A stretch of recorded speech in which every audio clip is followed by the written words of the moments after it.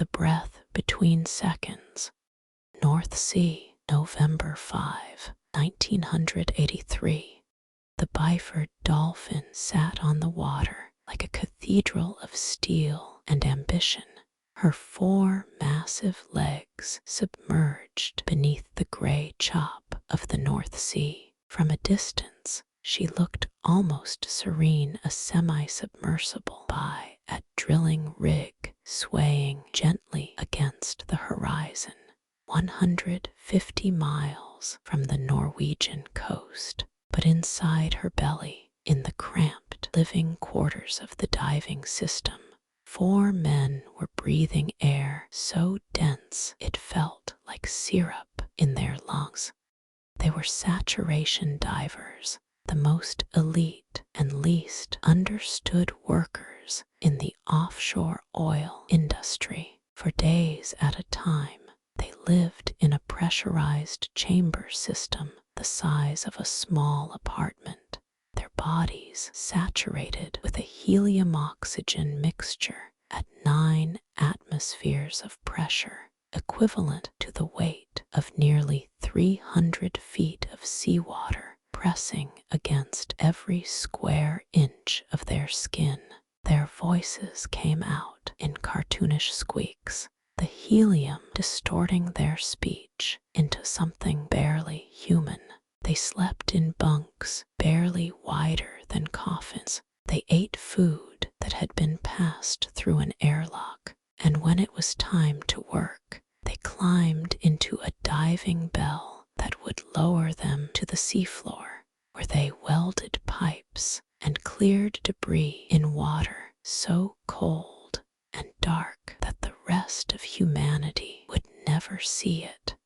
It was brutal work, but it paid extraordinarily well, and for men like Bjorn Gever Bergersen, who at 29 had already spent years proving himself in the most dangerous corners of the industry, it was more than a job. It was a calling.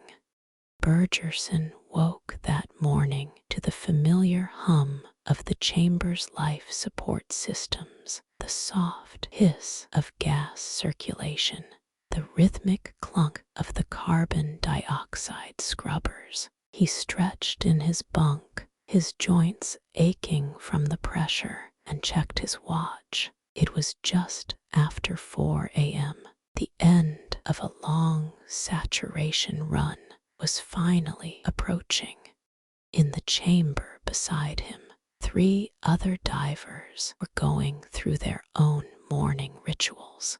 Roy P. Kondratovich, an American at 31, was reading a dog-eared paperback, his eyes red from the dry air. Truls Hellevik, a 34-year-old Norwegian, was writing a letter to his wife, a task made difficult by the thick gloves they all wore to handle the uninsulated metal surfaces. And Edwin Arthur Coward, at 35, the oldest of the group, was methodically checking the diving bell's umbilical connections, a habit born from years of trusting no one else with his own survival. The system they lived in was called the Diving System Complex, a series of interconnected chambers and trunks that allowed multiple teams to work in rotation. At the heart of the system sat the diving bell, officially called Dive Bell No. 7, a spherical steel capsule about 6 feet in diameter, designed to transport divers from the pressurized habitat down to the seafloor and back. When a dive was complete, the bell would mate to a trunk connecting it to the living chambers, and once the pressure was equalized, the divers could crawl through and return to their bunks. The process was exacting. Every seal had to be perfect. Every pressure gauge had to be monitored. The difference between life and death was measured in fractions of atmospheres. That morning, Burgerson and his team were nearing the end of their shift cycle. They had completed their dives successfully, and now they waited in the chamber system for the decompression process that would slowly, over many hours, return their bodies to normal atmospheric pressure. It was the tedious but essential final act of every saturation. Run a controlled exhale that would take more than a day to complete. But first, the bell had to be disconnected from the trunk. At 4:15 a.m., 2 dive tenders named William Crammett and Martin Saunders began the procedure to separate dive bell No. 7 from chamber system No. 2. Their job was simple in theory. Release the clamp that held the bell to the trunk, then winch the bell away for maintenance. The divers inside the chamber would remain safely pressurized throughout. The procedure required the trunk door, a heavy steel hatch separating the bell from the chamber, to be closed and locked before the clamp was released. This was non-negotiable. The trunk door was the only barrier between the 9-atmosphere environment inside the chambers and the 1-atmosphere world outside. If it wasn't sealed and the bell was pulled away, Crammond checked the pressure gauges. Everything looked normal. He signaled to Saunders, and together they began to unscrew the clamp bolts. What they didn't know, what no one knew until the first bolt gave way, was that the trunk door had not fully sealed. Whether it was a mechanical failure, a procedural lapse, or some combination of both, the door was caught in a position that looked closed but wasn't. The pressure differential was invisible, waiting. The clamp released. The air did not escape from the chamber. It exploded. 9 atmospheres of pressure, the equivalent of 132 pounds per square inch, decompressed in a fraction of a second. The effect was not unlike a bomb detonating inside the trunk. The trunk door was blasted off its hinges. The diving bell, suddenly freed from its mating seal, rocketed backward, striking one of the tenders and killing him instantly. Inside the chambers, the men experienced something no human being was ever meant to survive. Truls Hellevik was closest to the trunk opening. The explosive decompression caught him mid-crawl, his body half inside the trunk. The pressure wave did not push him, it unmade him. His thoracic and abdominal cavities ruptured instantaneously. His organs were ejected through the gaps in his skeleton. Pieces of his body were found scattered across the deck, some as far as 30 feet away. The autopsy would later note that his injuries were consistent with explosive dismemberment. Burgerson, Coward, and Kondratovich died within the same fraction of a second, though their bodies remained more intact. The decompression caused their blood to boil, not from heat, but from the sudden drop in pressure, which allowed dissolved gases to bubble out of solution. Their tissues expanded catastrophically. Fat cells burst, organs hemorrhaged. Death for them was not a process, it was an event measured in milliseconds. The second tender, Martin Saunders, suffered severe injuries from the blast, but survived. The North Sea continued to churn beneath the Byford Dolphin.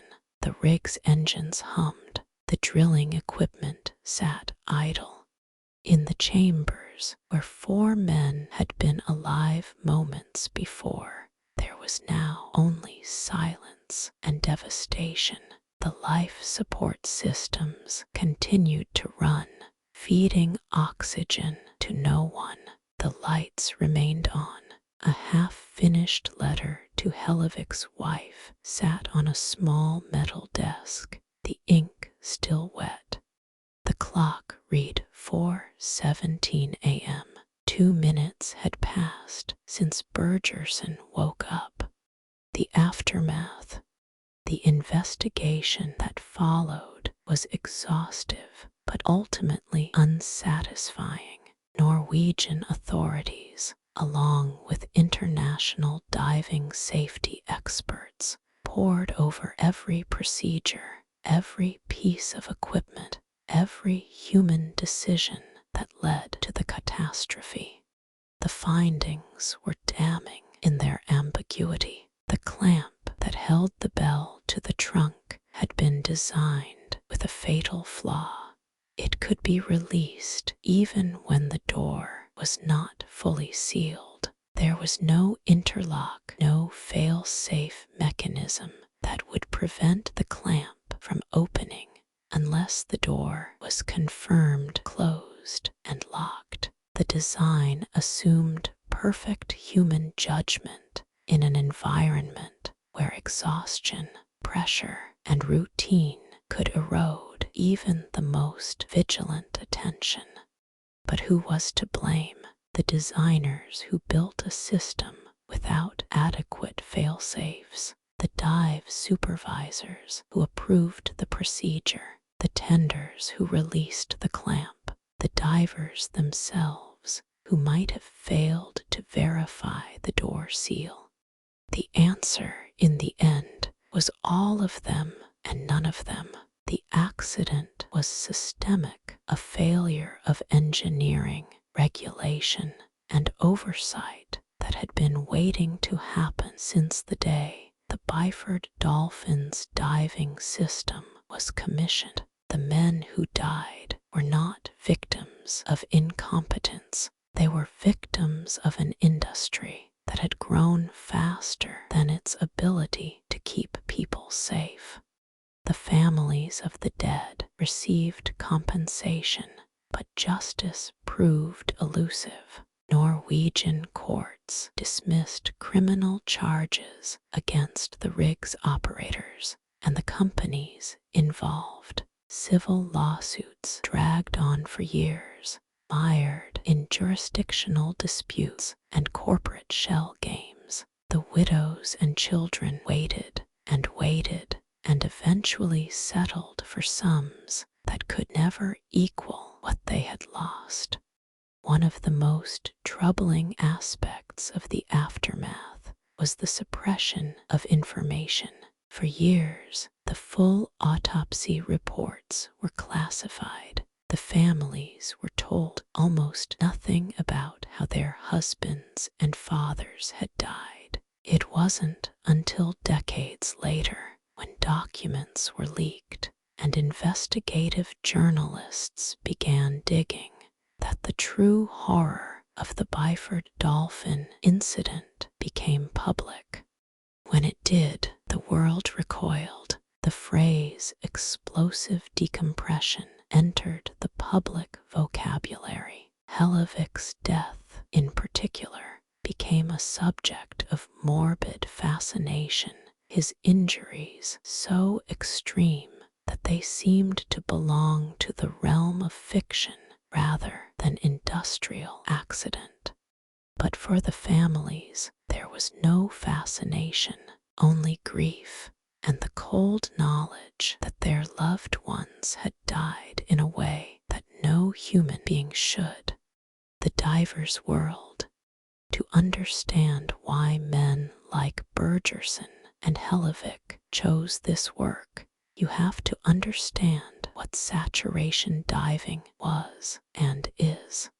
The physics are simple. When a human body is exposed to high pressure for an extended period, tissues become saturated with whatever gases the person is breathing. If that person is then brought back to normal pressure too quickly, those dissolved gases bubble out of solution, causing decompression sickness. The only way to avoid this is to decompress slowly over many hours or even days. Saturation diving turns this constraint into an opportunity. Instead of making short dives with long decompression stops after each one, saturation divers live at pressure for days or weeks at a time. They work, eat, and sleep in pressurized chambers, only decompressing once at the end of the entire job. It's more efficient, more economical, and in a perverse way safer, because it reduces the total number of pressure transitions each diver experiences. But living at 9 atmospheres is not living as most people understand it. The helium-oxygen mixture the divers breathe conducts heat rapidly, making the chambers feel colder than they are. The high pressure increases the density of the gas, making breathing itself a form of exercise. Every task requires more effort.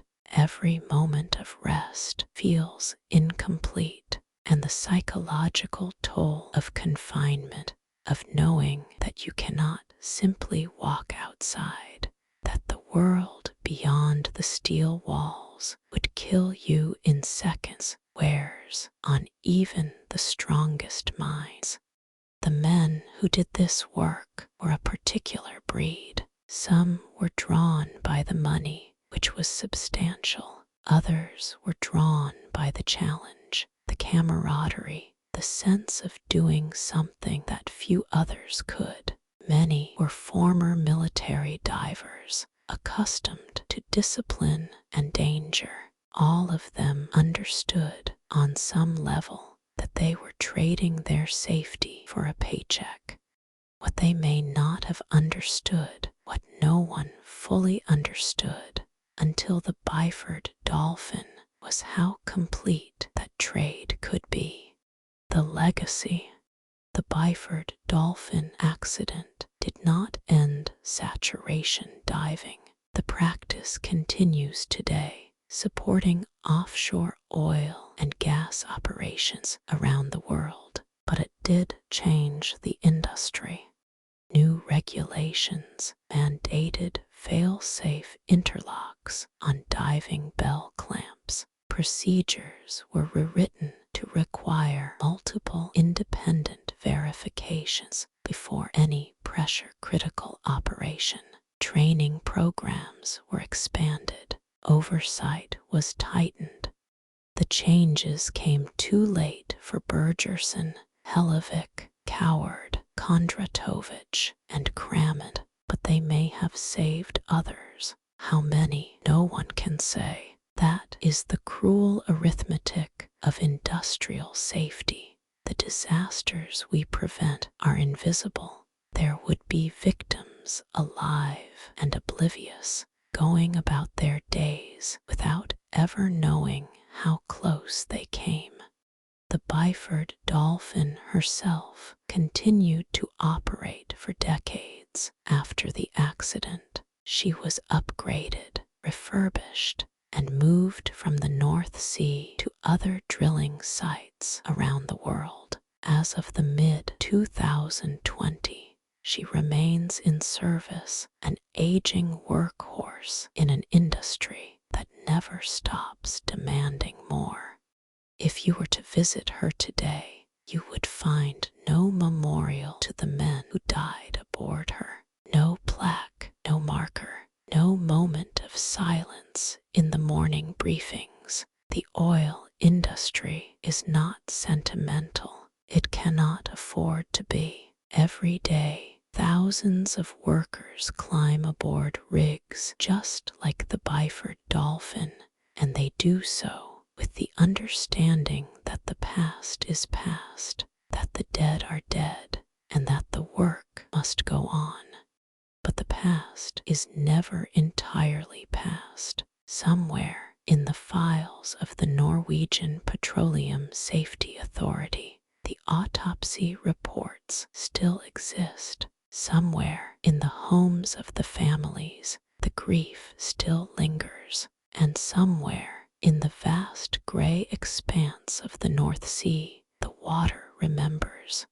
The sea always remembers. Coda the letter.